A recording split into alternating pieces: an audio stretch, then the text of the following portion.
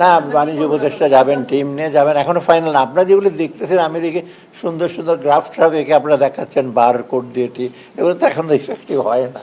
ইটিআর টিটার দেখছেন, তো এইগুলো আপনারা তো হাসছেন কেন? ইফেক্টিভ ট্রেড রেট কত হবে, এগুলো তো হয় নাই। উনি নেক্সট সপ্তাহে, নেক্সট মানে 1 তারিখের আগেই যাবেন ইউএসটিআরের সাথে কথা বলে। আর আমি আমার এসে চ্যানেল ইউএস চেম্বার অফ কমার্সের যে ভাইস প্রেসিডেন্ট আছেন, যে প্রাইভেট সেক্টর, তার সাথে কথা বলছে, অ্যাম্বাসেডর। ঠিক শোনেন, লবিস্ট নিয়োগ এই পর্যায়ে, এগুলিতে আমি জানি না কট্ট কাজ করেন। লবিস্টরা একটা লং টার্ম ইস্যু থাকে, আর এই জিনিসগুলো কুইক ডিসিশন হচ্ছে খুব হাইস্ট লেভেলে। আর ওখানে নেগোসিয়েশনের সময় ব্যবসায়ীরা যে বলে আমরা গেলে গেছে, তখন আপনার নেগোসিয়েশন হয়, টেবিলে একবারে এক দল থাকে, একবারে ব্যবসায়ীরা তখন অ্যাক্সেস পাবে না। তো আমি তো নেগোসিয়েট করে আসি, আপনারা জানেনই তো, ওয়ার্ল্ড ব্যাঙ্ক, এডিবি, ওই ওরা তো ঢুকতেই তো পারবে না ওই জায়গাটা, গেটের কাছাকাছি। তো নেগোসিয়েশন করে বাইরে বরাঙ্গ হইচই করবে, ওই হইচই তো কাজ হবে না। তবে ট্রু যে ওরা প্রাইভেট সেক্টর যা আছে ইউএসের, private sector is very important.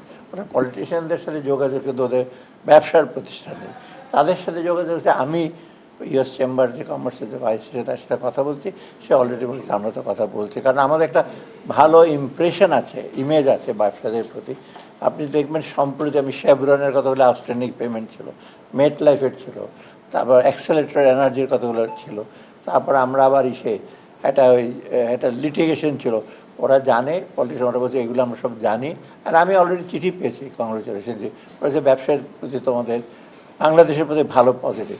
So will also work on it. অন্য কিছু এখন আপাতত গম, বাকিগুলো এখন আমি এখন যেটা হয় আমরা আশা করছি যে শুল্কটা কিছুটা ইসে করবে আর কি, কারণ আমরা তো চেষ্টা করছি, ডেফিসিট তো কম, 6.5 বা $7 বিলিয়ন মতো।